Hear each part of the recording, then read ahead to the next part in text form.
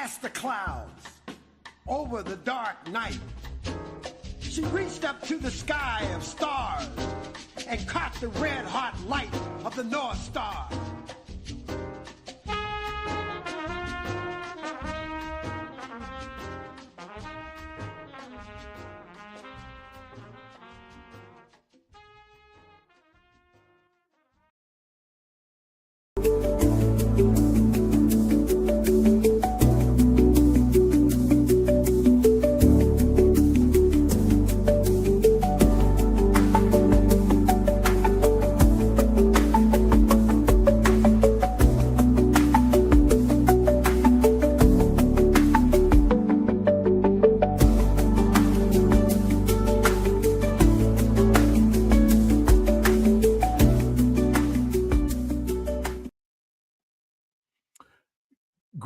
Greetings, and as always, welcome back.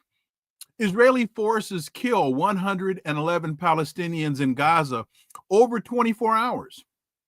Gaza's health ministry said yesterday that Israel's genocidal assault on Gaza took the lives of 111 Palestinians and another 820 were wounded over the previous 24 hours. The health ministry said that the majority of those killed, 91 of them, were killed while attempting to reach aid, including 54 who were killed on Wednesday near the Zykim crossing in northern Gaza. The Israeli military admitted to firing on a crowd in the area, but claimed it wasn't aware of any casualties. Folks, with France, the UK, Canada, Spain, and a few others stating that they're preparing to formally recognize the state of Palestine in September, with conditions, of course. This is a major shift in rhetoric, but what does it mean from a substantive policy position? Will this put an end to the starvation? Let's connect some dots and find out.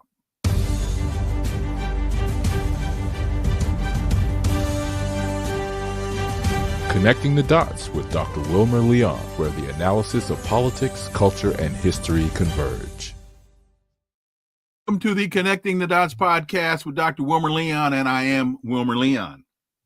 With each show, my guests and I provide insight and analysis into current events in the broader historical context in which most of these events take place. Normally, I would turn to looking at some of today's headlines, but I know you all want to hear from my guest. He is an award-winning analyst, journalist, and a commentator, and he joins us live from Beirut, Lebanon. You can find his work at freepalestine.tv. Laith Marouf, my dear brother, welcome back. Thank you for having me, Wilmer. Great to be with you again. Before we get into the details of the issues at hand, you were detained for 3 days last week, and want to provide you an opportunity to tell the audience who was and remain and continues to be incredibly concerned about your well-being. You look pretty good. How you doing? What's going on? Yeah, I'm feeling actually better. But my body is still adjusting to the adrenaline, finally coming out of my system. But yeah, I was detained for 3 days by the military intelligence in Lebanon, and the public campaign, all the media personalities and journalists like yourself, Wilmer, that spoke about my detention, and the public response helped in getting me released. So I would say thank you to everybody that I can't name everybody, obviously, but the thousands of letters and emails and calls that came to the Canadian Embassy got me out, as well as those tens of thousands of social media posts. The best thing that I can say here is Number one, I was treated well. I wasn't physically tortured. I was questioned for 3 days, and I was released. This is something that is more than we can ever imagine the Israelis doing. Israelis have killed hundreds of Palestinian journalists over the last 20 somewhat months. So I don't want to make this an issue about the Lebanese intelligence and or how they treat journalists over the last since 1990, the end of the civil war in Lebanon. There hasn't been any journalist that was held more than 20 somewhat hours detention by any security apparatuses in Lebanon, and I am the longest held thus since civil war in Lebanon, the longest held journalist in detention. But I've already received an apology from the intelligence, military intelligence in Lebanon, and I met with them, and I was informed that there was mistakes done by some of these officers. So that is again something that we can never dream of. The CIA or MI6 or European intelligence that have been arresting all these journalists over the last year and a half that are supportive of Palestine, including the editor-in-chief of Electronic Intifada that was held by the Swiss authorities for 3 days also, like myself, here in Lebanon. He didn't receive an apology from the Swiss intelligence and or an explanation for the mistreatment. On the other hand, have received that from the Lebanese intelligence. So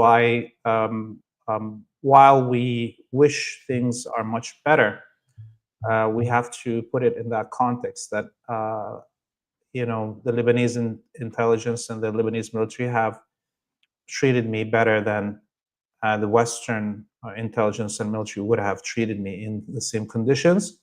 And when I look at those contexts, it makes my detention look insignificant when we see the hundreds of Palestinian journalists killed by Israel over the last almost 2 years, and the hundreds more that have been tortured and disappeared inside Palestine by the Zionist authorities.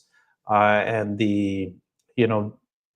this, I think, is the best way I can deal with this, to take the opportunity of my detention and my survival of this detention to put the focus on the much bigger issues, and to not allow this to become another takedown of a third world country's security forces. That one last thing I would say here is that in Lebanon, after touring the world for decades and working on media files beyond just only Palestine, I say that Lebanon is the freest country in terms of free speech and media rights in the world.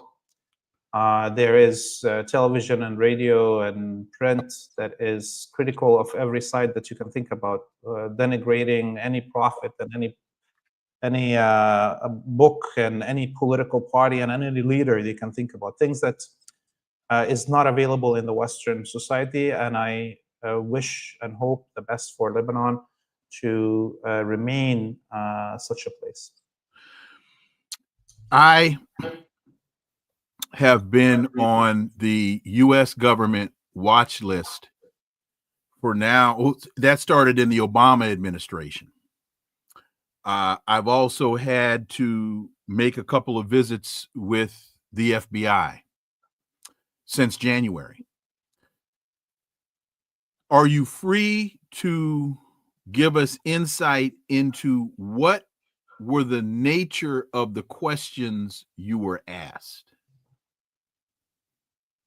Yeah, definitely. Look, I don't know exactly how this ordeal was triggered, but what I was told by the military intelligence now is that the Zionist military was monitoring our movements. Me and Hadi Hoptait as the team for Free Palestine TV, where we're on the ground reporting, and that they had informed the UNIFIL and the military intelligence of our presence, basically threatening to target us almost.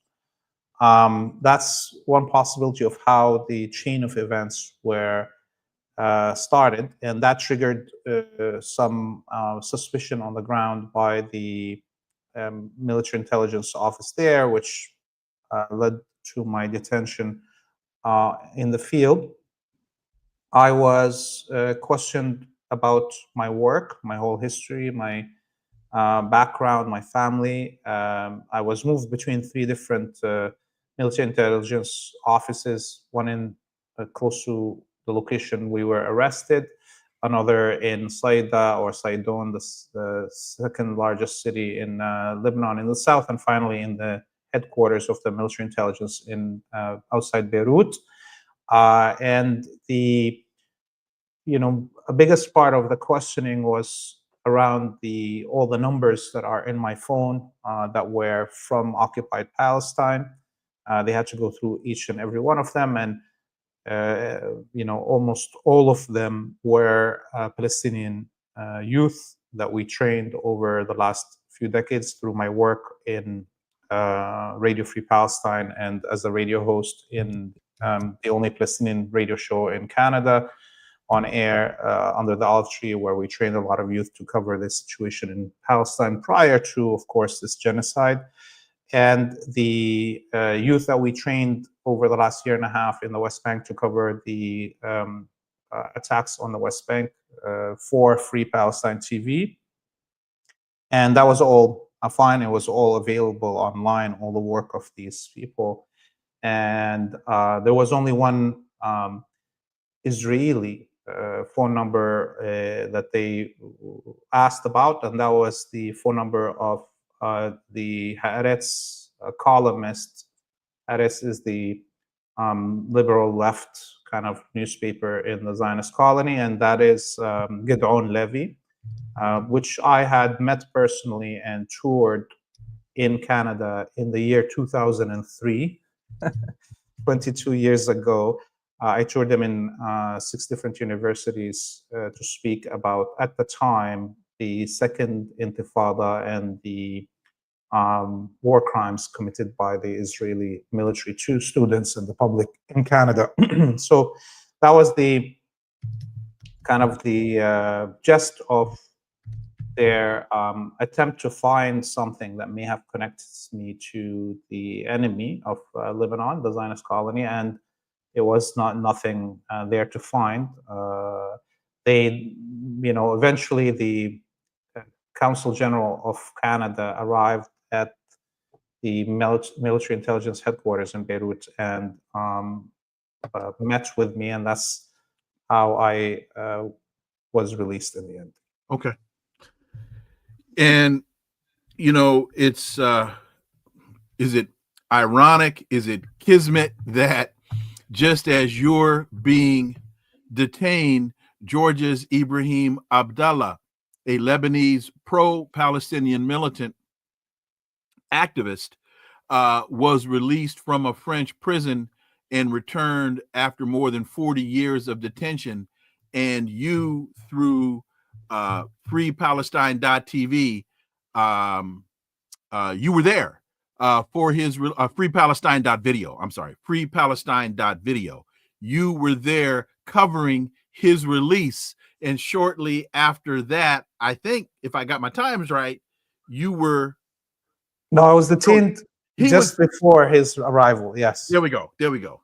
Yeah, I mean, look, again, this puts things in perspective. I mean, I spent 3 nights of questioning, and I don't know if I would have been able to survive 41 years like George Ibrahim Abdallah. And look at it, the French authorities, under pressure and manipulation by Hillary Clinton, kept George Abdallah in detention after his term was served, and after Supreme Court of France ordered his release 20 years ago, the authorities in France, did not follow their own laws and violated their own Napoleonic code, all for the will of the United States and the Zionists, and kept this man unjustly in jail for another 20 somewhat years. So this shows you how, although we don't want anyone to serve any time unjustly in jail, my detention in the scope of things is insignificant.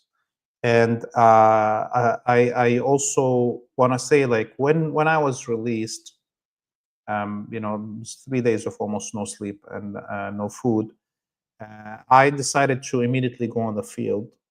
The next morning, we had organized, prior to my detention, an interview with a local Lebanese author, Lilian Hamze, to talk about the history of the village of Abai in the mountains of Lebanon and the history of the Druze or Unitary Muslims in liberation struggles in the region. And I went with barely any sleep and immediately recorded this documentary. And the next day, George Abdullah was released, and I went immediately to the field and covered that. Getting to cover George Abdullah's release and hearing his words, his revolutionary and unbending, uncompromising words after 41 years in jail, where he shamed the Arabic masses to get into action, to say that our freedom is bound to the liberation of Gaza as Lebanese people, as Arabic people, where he, immediately went back into taking this public space the minute he was afforded it, and taking this public presence and utilizing it for the good of the people, and to speak to the masses again, in language that is forbidden almost in most of the media here. This, is inspirational, not only to me, but inspirational to all people in the region here, that you can stand proud, never bend down to the colonialist and imperialist and racist forces of this world, and be principled 41 years after being in jail. He spoke to a great deal about the power of the ancestors. And he talked about the power of the resistance being drawn from the ancestors. And to me, that spoke volumes and provided a lot of clarity that a lot of folks really don't grasp in terms of the difference between a resistance movement and where a resistance movement draws its strength versus the oppressor. Yes, because one of those stupid mainstream media journalists asked him, "Oh, isn't the resistance weak now?" Correct. And he responded, "No, the resistance is strong and healthy because of its leaders are martyrs." Mm-hmm. If the resistance was led by treacherous, treasonous collaborators, they'll be alive. That's what we have in all these Arabic presidents and kings and princes. It is an indication that the resistance is healthy, and because it is giving this, as he called it, waterfall of blood, of martyrs to the people and the struggle. The minute this waterfall of martyred blood that drenches the land with sacred sacrifice, the minute that this Waterfall becomes a trickle is when a people die, when a resistance movement dies. Sovereignty and liberation and freedom are not cheap commodities. They require a huge blood sacrifice, and only those who are willing to give this sacrifice are judged worthy by freedom, by liberation, by sovereignty. And so I think those words must have landed like a ton of brick on that stupid journalist and those who he was paid by to try to undermine the momentum of the release of this man with this question. Talk about what's happening to the Druze community, and I want to connect the dots between what's happening to the Druze community and a piece that I reference fairly regularly from the Wall Street Journal back in 2024, entitled "How a Syrian Rebel Went from an American Jail to Seizing Aleppo." Once affiliated with Islamic State and Al-Qaeda, Jelani professes religious tolerance. Many have doubts. Laith Marouf. Yeah, it's important here to demystify a few things. One is there's a purposeful insistence in Western media to use the term Druze, when the Druze themselves, quote unquote, use the term unitary Muslims. And this is to create a separation of the unitary Muslims, or quote unquote Druze, from Islam, to make them seem like they are outside Islam and they're not Muslim. Okay. We also have seen for 70 some odd years, the Zionists also again make this differentiation when they're talking about Palestinians inside occupied Palestine, where they never refer to Druze as Palestinians. They just and they actually never refer to Palestinians as Palestinians, refer to them as Arabs. So, and the final thing that we need to demystify here is in the Western propaganda right now, talking about what's happening in Suwaida, the southern province of Syria, where many of the unitary Muslims reside. There's this propaganda idea that the Bedouins are attacking the Druze, and that this is now a ethnic strife. And here is another crazy thing, because all Arabic people are Bedouin at some point or another in their history, including and specifically what we would call now in the Western media Druze.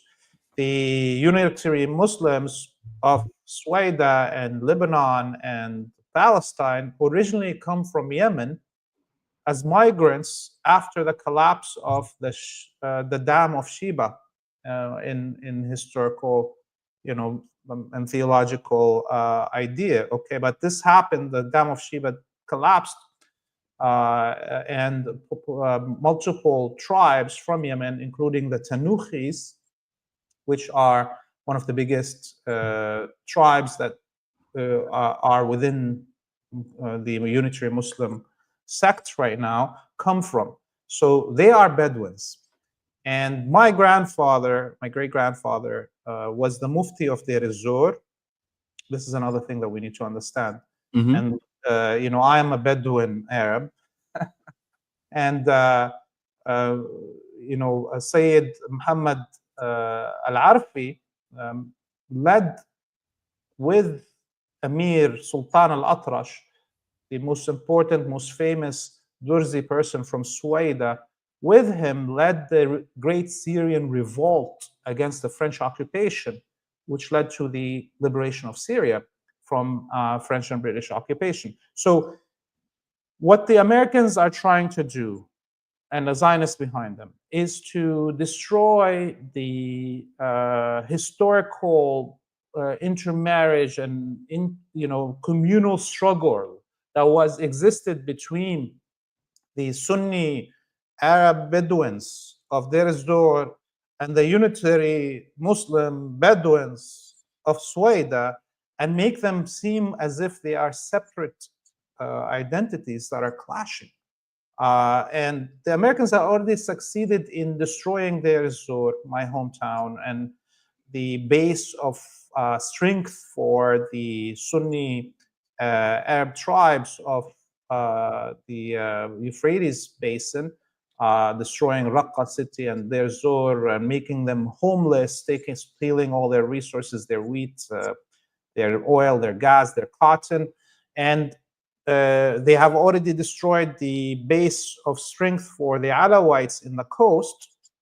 And now they're trying to destroy this base of strength of the unitary Muslims in Suwaida and sever them from their history, make them even forget where they started, how they were, along with the tribes in Deir ez-Zor and the people in the coast, were the pillars of liberation in Syria.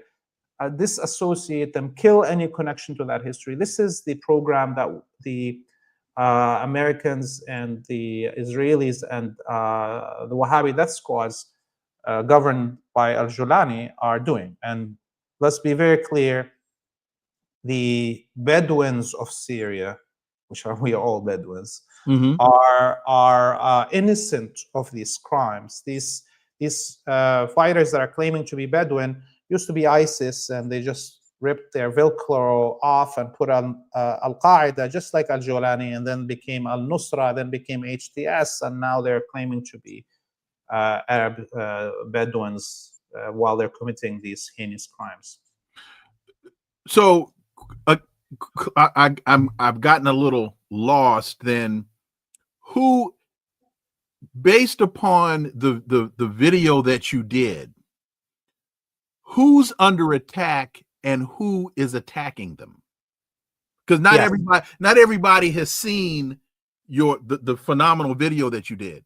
And I suggest folks that you go to freepalestine.video and watch this, because it's just incredible reporting. Who's being attacked and who is attacking them? Yes, so the people in Suwaida province that are mainly from the Unitary Muslim sect are being attacked by al-Julani's death squads.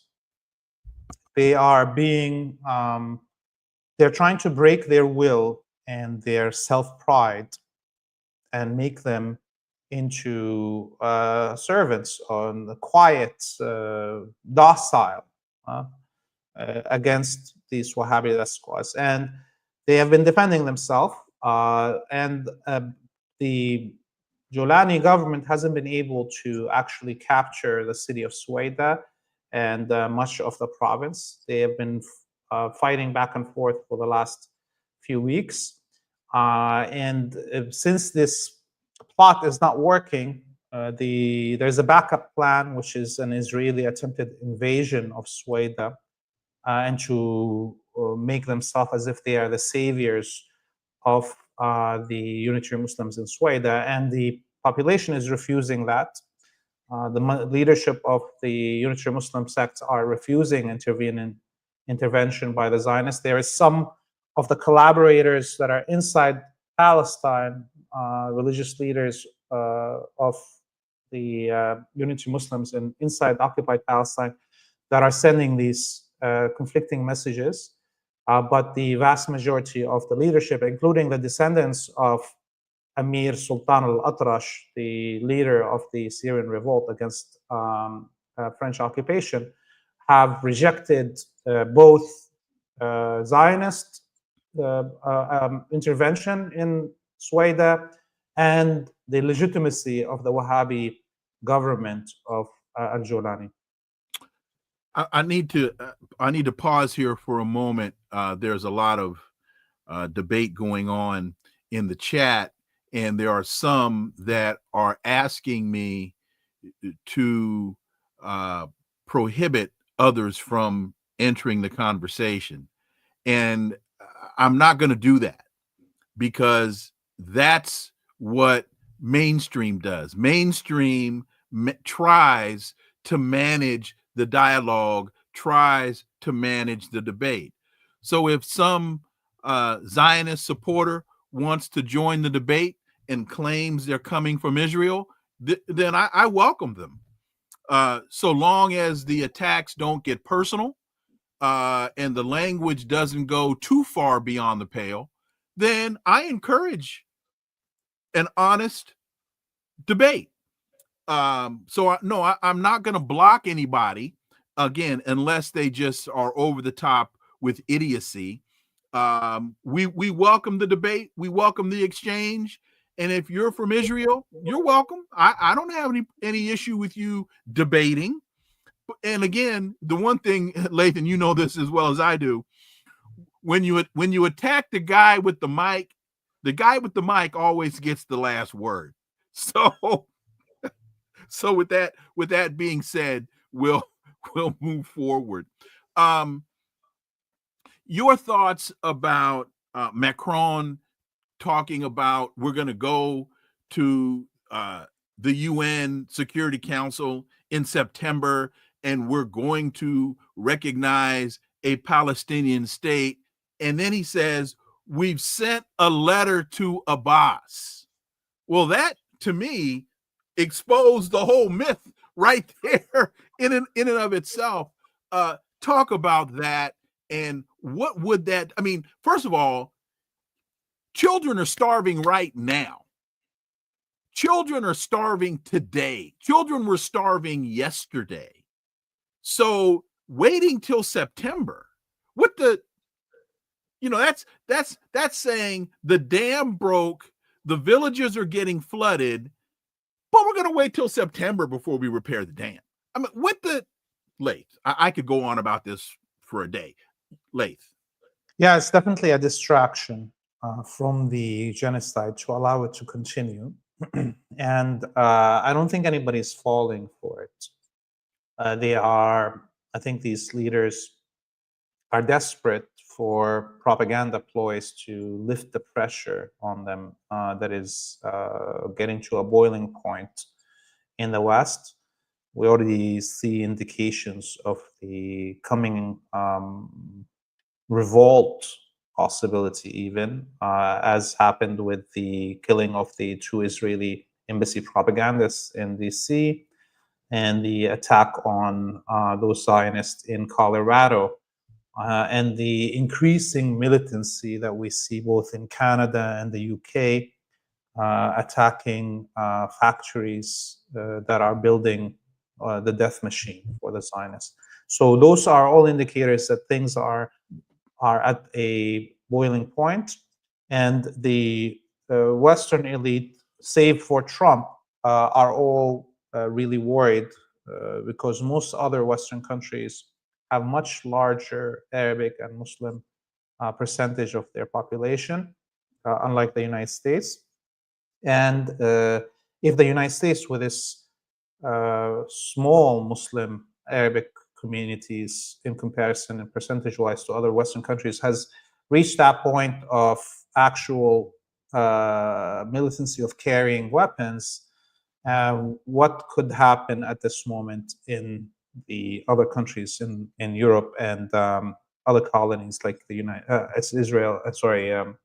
Australia and Canada, which are like Israel, also apartheid states. But so I think this is the main reason that we're seeing the Western states do this theatrics, try to make the populace feel that, okay, their pressure is working somehow, and so they don't get too frustrated and end up doing some radical action. And I think this is not going to work because the propaganda was so bad for this. You mentioned how it's all about September, and everybody's watching a nonstop stream of starvation and massacres of children and human beings on our social media. The other is this stupid idea that only if Hamas surrenders, demilitarizes, and disbands. Mm-hmm. So people are like, this propaganda is not achieving its goal. So I think we will cease hearing about this very soon, and they're going to try to create another ploy to try to distract the population. And that should be driving us all to take action instead of wasting our time debating these propaganda ploys of the Western elite. I want to take a minute and talk about starvation, because I wrote a piece. It was published this week called "Palestinians in Gaza Are Not Starving; They're Being Starved." And the point of the piece is that if this were a natural disaster, if this were caused by drought, if this lack of access to food were caused by drought or caused by a horde of locusts eating the crops, okay, that's starvation. But there is no lack of food available. It's that the Zionist government has decided to weaponize food, that this is genocide. Very clearly, it is genocide. It is a conscious decision by Netanyahu and Smotrich and this whole crew, this murderous, evil crew, to use food as a weapon. But one of the things, and now I don't go into this in my piece because this is a discussion for another time, but I think it's important for people to understand. Some people mistakenly believe, well, if you just provide food now, the problem with starvation will end. And what folks need to understand is it's reached a tipping point that when you deal with children particularly between the ages of 1 and 5, and you starve those children, if you start to provide them food now, the problem isn't over. These children will not be able to recover physically. They will not be able to recover from the starvation they've been subjected to. This has reached a tipping point. So now what we're looking at is a generational effect. There's going to be a generation of Palestinian children that will never be able to physically and mentally develop because the murderous Zionist regime has withheld nutrition from these children. It has crossed the tipping point. In fact, in some instances, and I think, Laith, you would know this, that to provide them food now, that will kill them also, because the shock to the system, the shock to their system by providing nutrition that's not under a medical, that's not under medical direction could kill them as well. Laith Marouf. Yes, and every day is a trail of tears right now in Gaza.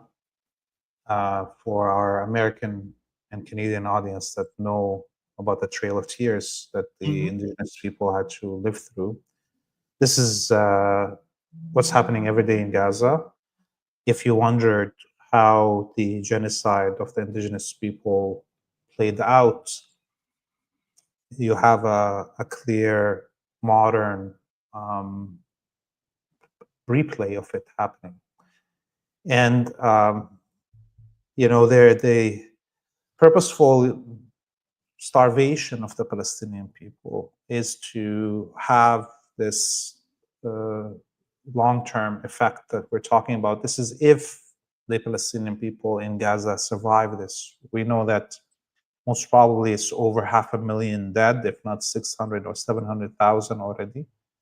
And the clock is ticking, and the mass death will be accelerating. Much of those who have any terminal illnesses or long-term illnesses have already passed away. The huge part of the elder population is gone. So there is generational also severance of continuity of knowledge. There's tens of thousands of children that are wandering the streets of Gaza with no family.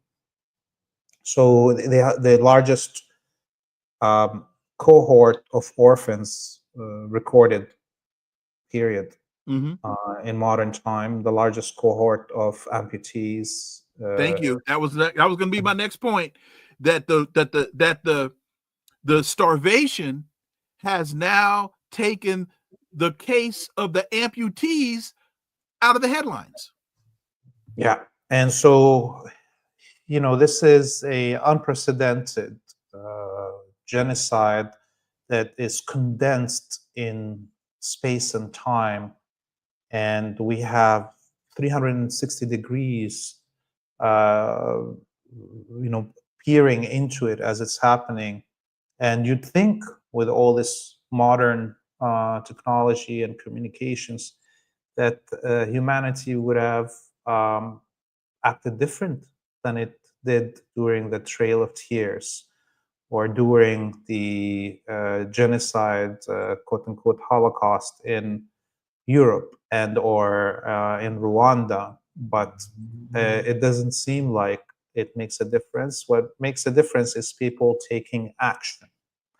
And, there's a lot we can do individually, even if we don't want to take up arms. There's a lot of things that we can do below that threshold.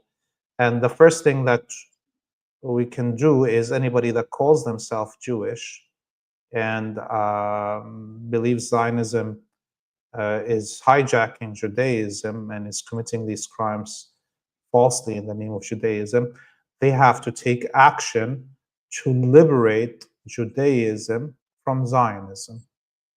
Otherwise, if we don't see at this point of this genocide in Gaza, if we don't see Jews attempting to liberate their institutions and their religion from the stranglehold of Zionism, then Judaism is a lost cause. There's nothing, if there's no Jew that is willing to die for the honor of Judaism, there's nothing for us that are not Jews to do in that case.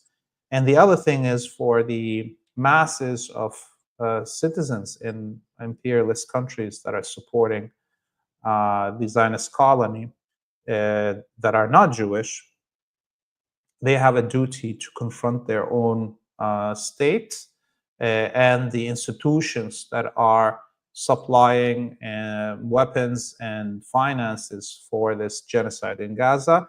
Palestine Action in the United Kingdom is a very good example of that, but there's much that can be done beyond that even. And I say we should start by shaming the labor unions that have all vastly in Canada and Europe passed BDS motions prior to the beginnings of this genocide, who have chapters of these unions that are working in the war machine corporations industries that are supplying weapons to Israel. Where are these labor unions? Why aren't they forcing work stoppages by their chapters in these weapons manufacturers? Where are the associations of engineers and doctors in Europe and the United States and North America in general? Why aren't they taking any positions to condemn this? Pressure has to mount on them. Do not anymore talk to the politicians who will not listen to you. We need to take action on the soft spots of the power hierarchy in society. And there is many targets that could be moved easily by just a few people. And my final suggestion is that people should not be waiting for organized rebellion or organized groups to take action.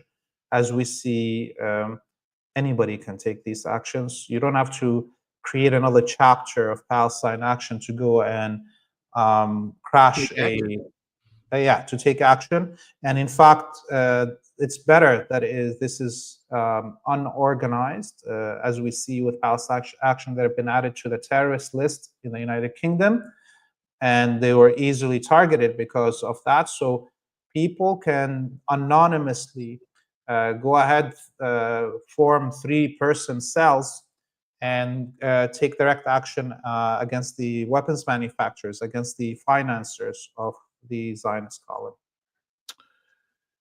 You know, to those that still want to try to create some fiction about the there's no starvation, a lot of folks aren't aware that the Zionist government in historic Palestine passed a law banning Palestinian fishermen from fishing in the Mediterranean. I mean, they're trying to cut off every area of access to food.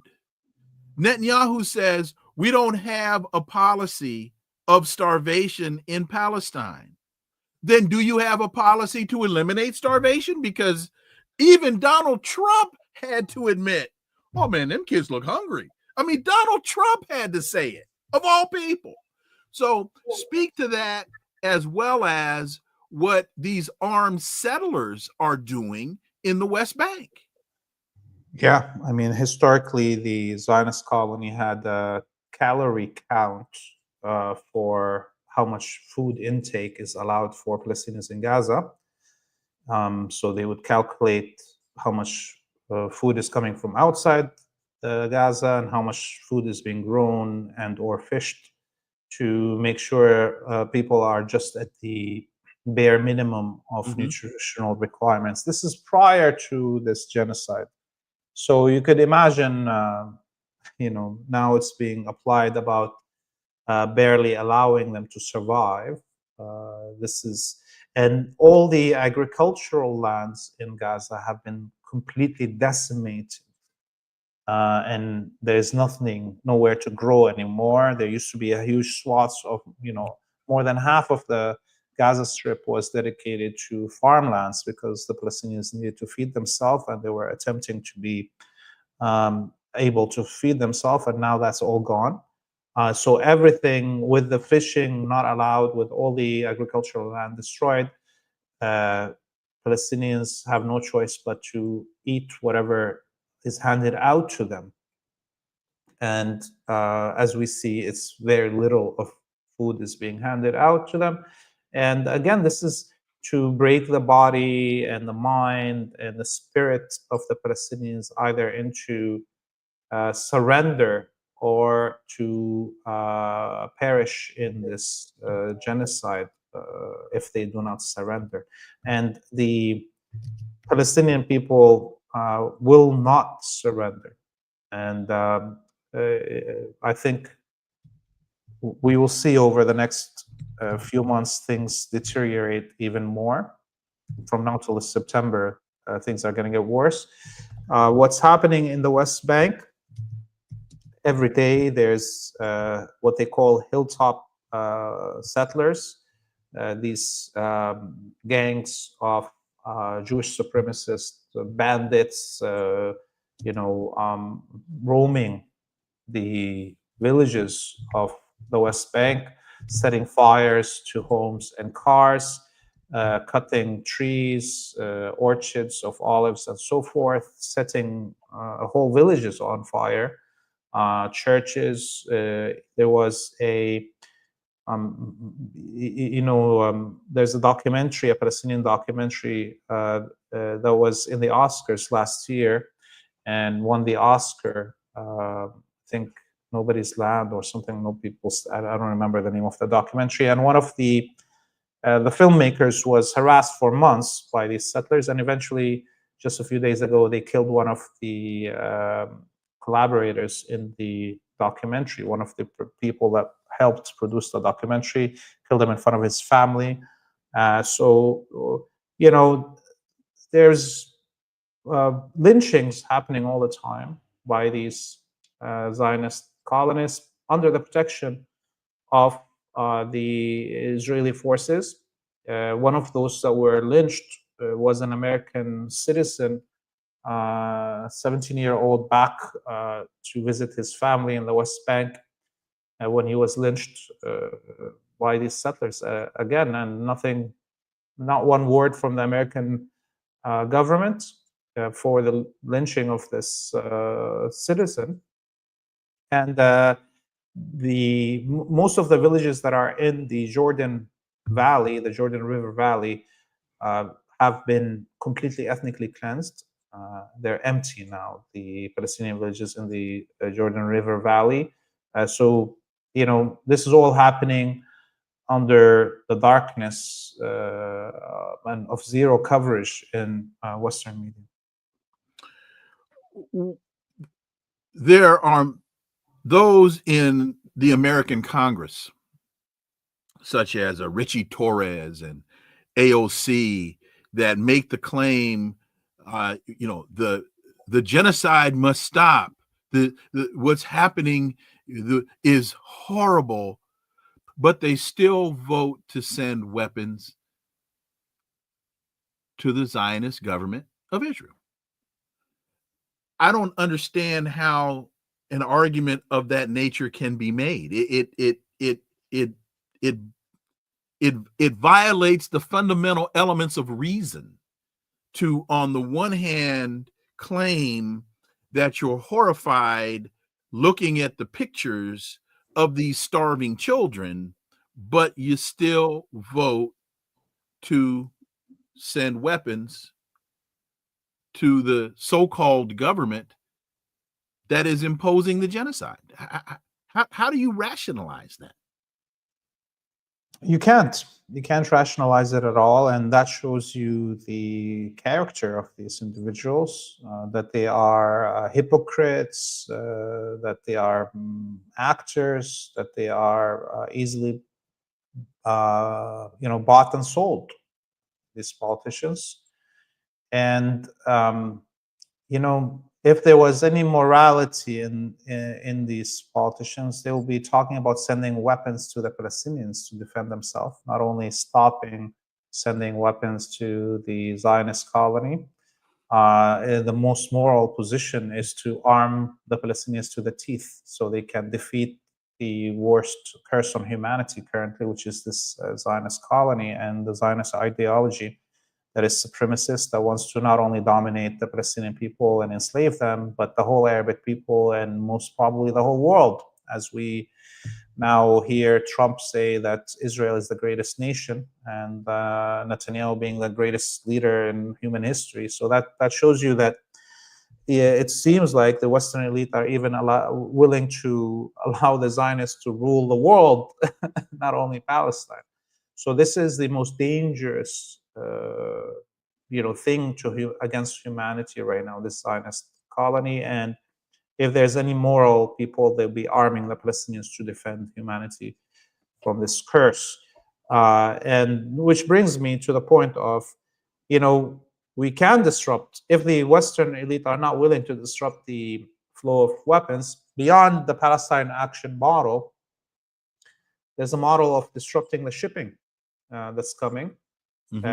And I don't think anybody has, thought about how to follow up on this, but there's a way to merge the freedom flotillas with the Palestine action. And instead of directing these ships to go break the siege on Gaza, how about we direct these ships to take over the shipments of weapons that are going to the Zionist colony and redirect them?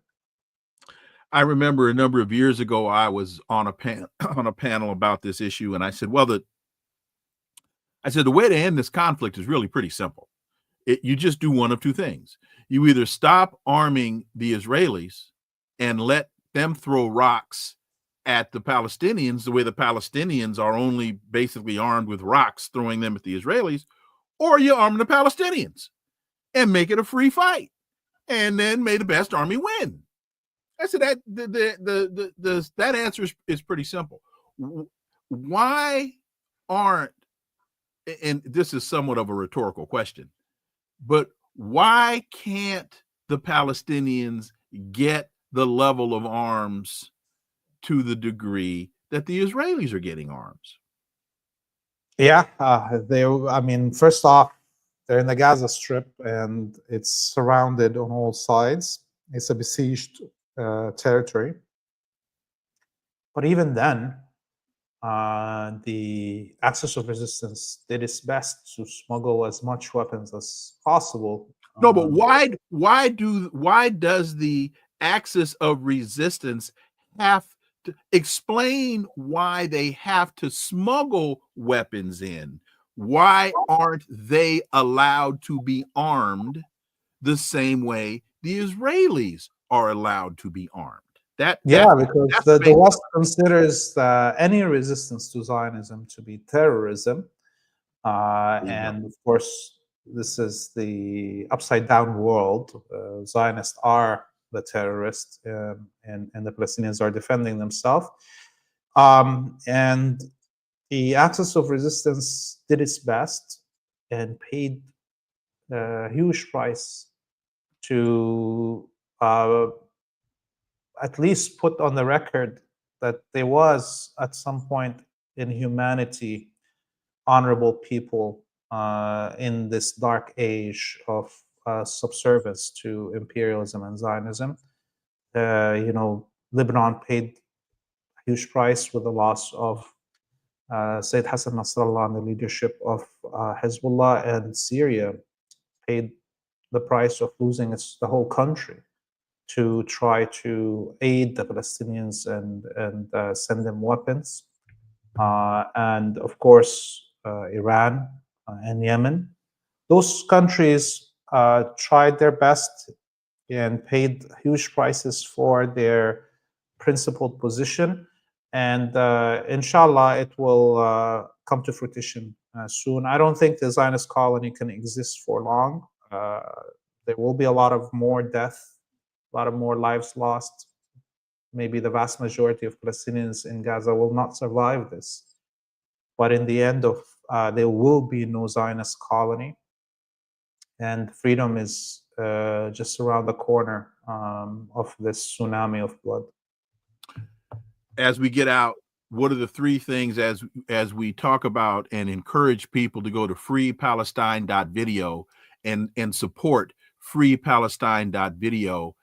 As a journalist, what are the three elements of focus that people will walk away from after looking at the incredible coverage that you do from the front line at freepalestine.video? Number one is that you will hear an unfiltered voice from the people here on the ground in English. So nothing will be, flowered or perfumed to fit some ideal in the mind of the Western viewers. So you'll hear that unfiltered positionality. The other thing is that you will constantly, on whatever content you're watching from us, get a lot of historical record and anecdote that will help you to understand the wider and longer story that we are in the midst of. And this is very important to understand. Our enemy has a narrative that they have built on for 80 years in Western media, and we are trying to give you a wider narrative that demystifies labels like Bedouin and Druze and Christian and Muslim and Shia and so forth. And I hope all this background information that our viewers get from watching our field reports and our interviews, that all this background information and historical record strengthens your knowledge and makes our viewers immune to the cumulative propaganda of the enemy of humanity. And with that, I'll close by saying, by watching freepalestine.video, forewarned is forearmed. And basically, if I could just distill it down, you connect the dots. That's what you do on freepalestine.video. My dear brother Laith, good to see you, man. Get some rest. Thank you for your time. Thank you for your work. And thank you for your friendship. And look forward to having you back.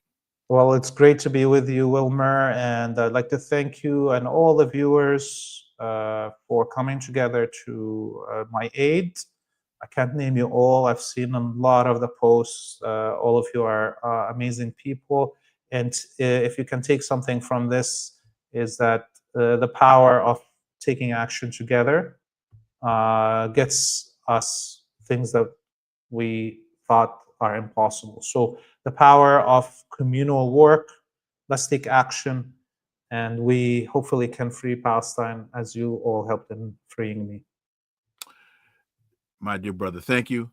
Look forward to having you back. And I see a great suggestion, and we'll do this going forward. Irene says it would be helpful if you would add topographical maps when you analyze. Irene, I always, I'm glad you suggested that, because on my Sirius XM show, and I say this on this show a lot as well, it's important when we're having these conversations to look at maps so that you can understand the geopolitics that are involved in all of this, because there are a lot of folks that are engaging in a lot of this back and forth that, they couldn't find a map of they couldn't find Palestine on a map of Palestine.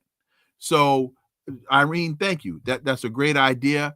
And we'll be very much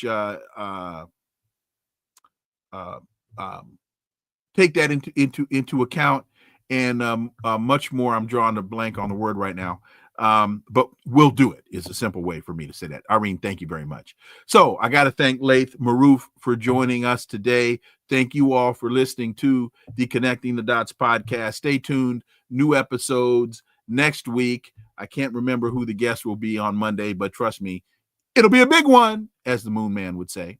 Please follow, subscribe, leave a review, share the show, follow us on social media. We do need you all to jump on board on joining the Connecting the Dots Club and subscribing to the show. We're trying to hit that 10,000 mark, and we're hovering. We're stuck around 8,500, and we need a huge push to move us forward. And remember that this is where the analysis of politics, culture, and history converge. Talk without analysis is just chatter, and we don't chatter here on Connecting the Dots. Have a blessed weekend. Thank you all for watching and participating in the program today. See you next week. Until then, I am Dr. Wilmer Leon. Peace. I'm out.